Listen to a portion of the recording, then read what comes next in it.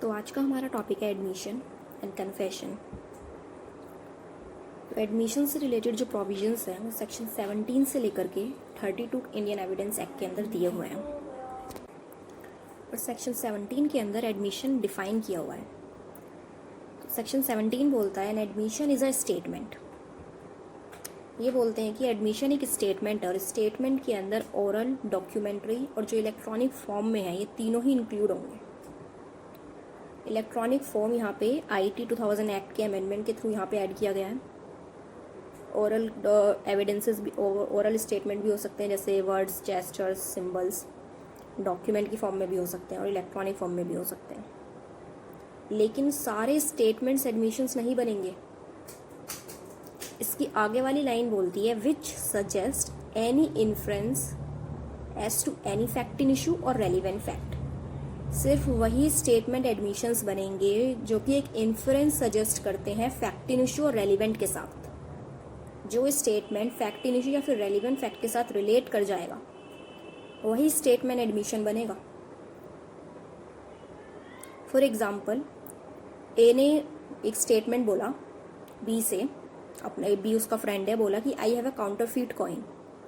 तो अभी तक ये सिर्फ एक स्टेटमेंट है। नेक्स्ट डे क्या होता है, ए के ऊपर चार्जेस लग जाते हैं of having a counterfeit coin. तो अब जो इसने स्टेटमेंट पहले बोला था वो अब एडमिशन बन जाएगा। क्यों? क्योंकि अब जो फैक्ट इन इशू क्या बन गया, फैक्ट इन इशू ये बन गया कि क्या ए के पास काउंटरफीट कॉइन है या नहीं।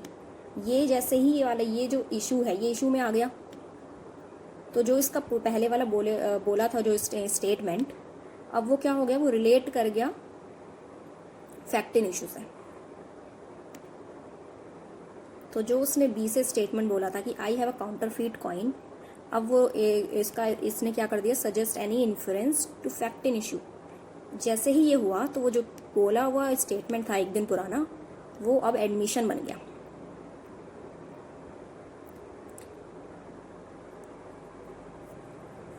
तो ये जो है ये एक स्टेटमेंट है। इस डायग्राम में ये दिख रहा है, ये जो ये है ये स्टेटमेंट है और ये जो स्मॉल सर्कल है इसके अंदर ये एडमिशन है। अब सेक्शन 17 की लास्ट लाइन रीड करेंगे तो वो बोलती है and which is made by any of the persons and under the circumstances here in after mentioned.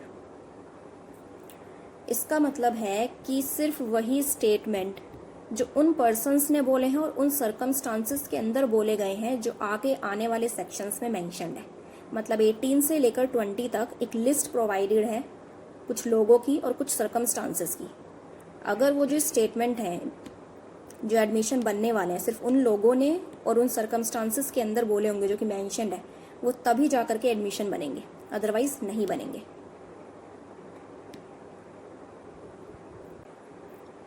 Section 17 के अंदर कहीं भी सूट या प्रोसीडिंग्स वर्ड का यूज नहीं किया गया है, ना ही क्रिमिनल और सिविल का। तो इसका मतलब जो एडमिशंस हैं वो सिविल और क्रिमिनल मैटर दोनों में किए जा सकते हैं। बट जो कन्फेशंस होते हैं वो सिर्फ क्रिमिनल मैटर्स में किए जा सकते हैं। कन्फेशंस भी एक टाइप का एडमिशंस ही होते हैं। कन्फेशन डिफाइन नहीं है कहीं भी इंडियन एविडेंस एक्ट के अंदर, बिकॉज ये एडमिशन के अंदर ही इंक्लूड होते हैं। जो कन्फेशन है वे एडमिशन ऑफ गिल्ट होते हैं।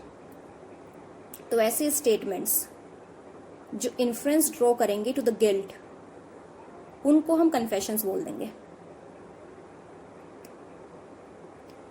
जैसे हम अगर इस डायग्राम में देखें तो ये जो सबसे बड़े वाला सर्कल है ये है स्टेटमेंट,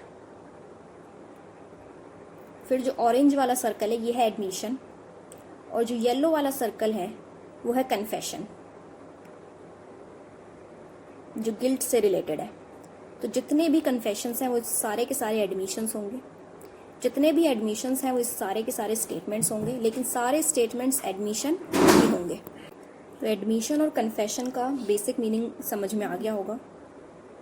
अब जो कन्फेशंस हैं वो जुडिशियल और एक्स्ट्रा जुडिशियल दो टाइप के हो सकते हैं। जुडिशियल क्या मतलब होता है, ऐसे कन्फेशंस जो कि कोर्ट के सामने किए गए हैं ड्यूरिंग ट्रायल, जो प्रोसीडिंग्स चल रही थी उस टाइम पर जो कन्फेशन किए जाते हैं उन्हें जुडिशियल कन्फेशन बोला जाता है। एक्स्ट्रा जुडिशियल कन्फेशंस होते हैं जो कि कोर्ट के बाहर किए जाते हैं, ड्यूरिंग द प्रोसीडिंग्स नहीं किए जाते। तो जो इंडियन एविडेंस एक्ट है वो relevancy of extra judicial confessions की बात करता है। जो प्रोविजंस दे रखे हैं इसमें 17 से लेकर के 32 तक, उनमें जहाँ जहाँ पर भी कन्फेशन है वो एक्स्ट्रा जुडिशियल कन्फेशन है, उसकी रेलिवेंसी को डिफाइन कर रखा है यहाँ पे कि वो कितना रेलिवेंट होगा या नहीं। तो जो पुलिस के सामने कन्फेशंस होते हैं वो सब एक्स्ट्रा जुडिशियल कन्फेशंस हैं। इवन मजिस्ट्रेट के सामने भी एक्स्ट्रा जुडिशियल कन्फेशंस हो सकते हैं। अगर मजिस्ट्रेट कोर्ट के बाहर कन्फेशन ले रहा है, तब अगर कोई जज एक्टिंग एज अ कोर्ट कर रहा है, कोर्ट के अंदर जब ड्यूरिंग द प्रोसीडिंग कोई भी ओथ पर जो कन्फेस करता है उसे जुडिशियल कन्फेशन बोलेंगे। और अगर कहीं कोर्ट के बाहर ड्यूरिंग द प्रोसीडिंग्स नहीं हो रहा है तो उसको एक्स्ट्रा जुडिशियल कन्फेशन बोलेंगे।